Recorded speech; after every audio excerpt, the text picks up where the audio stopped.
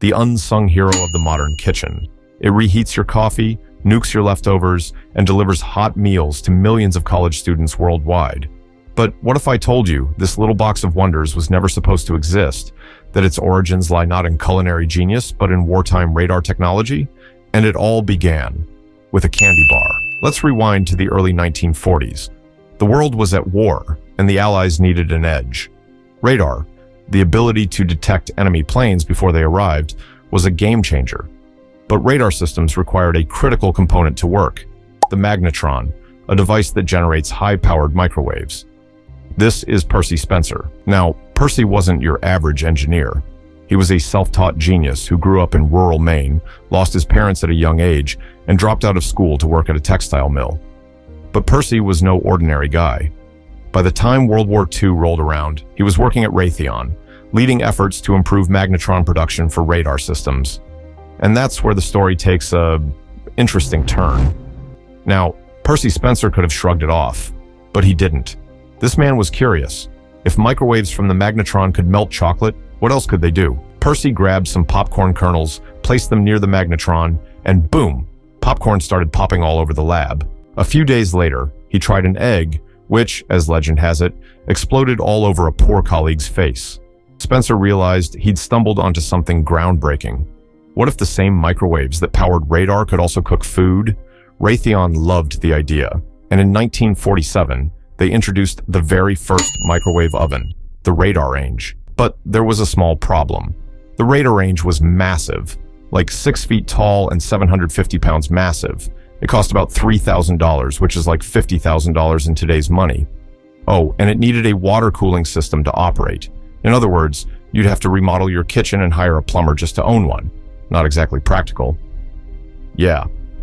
It's no surprise that the Radarange wasn't an instant hit.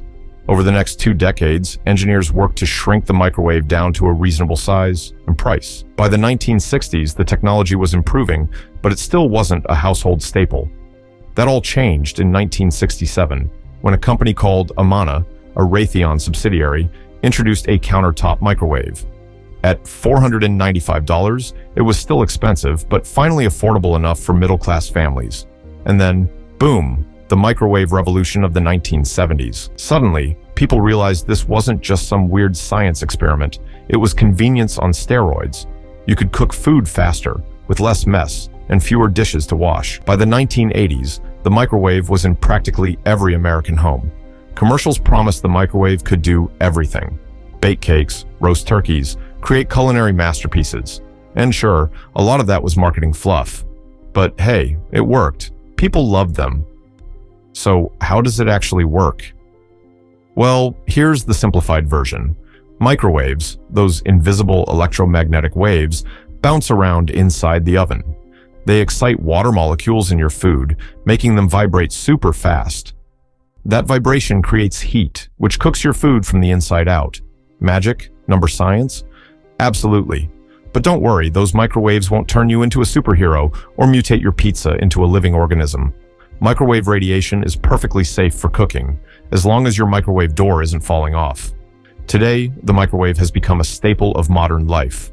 We use it to reheat leftovers, cook frozen meals, and, let's be honest, make a lot of instant ramen. And while it may not be the flashiest kitchen gadget, it's arguably the most revolutionary, because it gave us something we all desperately need: time. So the next time you press that little start button, take a moment to thank Percy Spencer, his melty candy bar, and the radar technology of World War II. Without them, your kitchen and your life would be a whole lot slower.